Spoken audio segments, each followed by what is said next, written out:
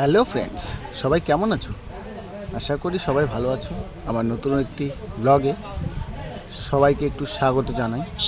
তো আমরা কাল চলে গিয়েছিলাম বেলাকোবা রথযাত্রা মেলায়।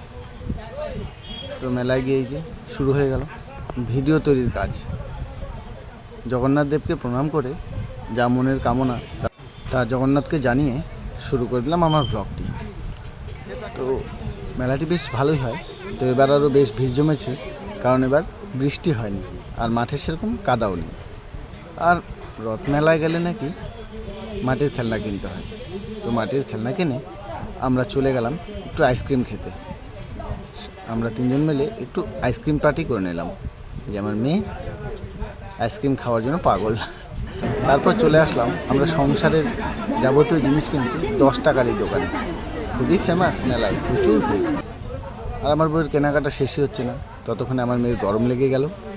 তাই আমার মেয়ে হাওয়া খেতে শুরু করলো আর আমাকেও হাওয়া খাইয়ে দিল।